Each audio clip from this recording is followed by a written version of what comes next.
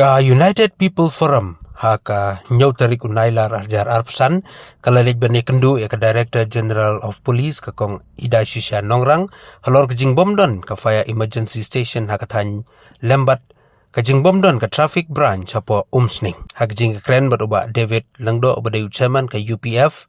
ulaong ba ka jing kren bat ka kong Ida Shisha Nongrang kala pentip ba ya David ka fire emergency station na kaliang katanat kala debon one inspection kat ba habay David ka pulit traffic branch na kaliang uba David ulayutu ba kumbalong menta ka umsning kayo ya ka police station nalor kata ulong ba lada umla banbu traffic branch umsning kanwan ra ya kajing kapnya kabajur bat kanwan ra ru ya kajing tenggali nakapor siya kapor kum ka umsning people front ka bangitan nagamenta Sokya niwan kendu ya Director General of Police iba don ya kan ikaman sim hagaba ngin yakit ya ba lam ne umsning constituency kum kalong mentahi iwan specifically nagabanta ka traffic branch bat nagabanta ka emergency fire emergency station ya ai ka bangi kendu ya madam ila ong ni ba ya bidai pat ka fire emergency station hite ila ya keren but lawan USP lawan leg inspection but nakaliang jong ka umsting town dorbar la long ready ban ai ke jaka de hendai kat lu ke jaka bakipan specific pala nya keren menta re naga liang ke jong iru iwan ban keren menta ka traffic branch ke de ka baton kampara ruta umsting nya menta namar kumalong hi pi pors nio ka umsting ka khatnya kali ki babu ka long ke jingbo pathar omdan manpower hang tu ngimla wat na kasino ginomla ban bo itu volunteer hang tu penya kali ngidon kam yaki board ai ngidon kam kana police department ngidon kam the traffic branch ba instead of not tibo umsning kumalong himentang I baka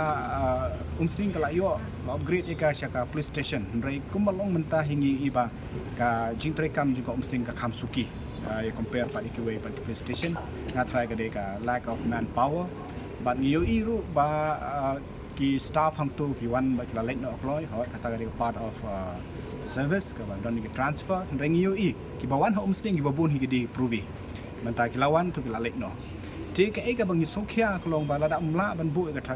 traffic branch apa umsting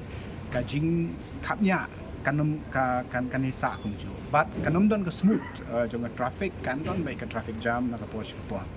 ha ila yo ada ka we pa ka you la divert ya ka umsning road highway day but ka national highway 6 and re ka jingya ki kali nang tu kalong but nama ka umsning ka day ka business hub ka day ka way na ki pedeng jong ka yo ka ba barok ki rung ki thiet ki pet especially highway day ba ka sngio kenama kata I kentu ya ka bor badi pe lot home department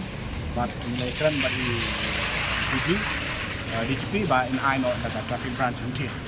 I know in keren ba kin wan ha ka sanction dan I know that kiniki home guard volunteers kana maki kin la ban yarap ban assist ya ki police hunti bo muslim kumbakan ore thai ki volunteer ki la ban bagi home guard bagi lawan ki ka jinon kam sang kila ni so ngidun kam bun ha bo muslim hindre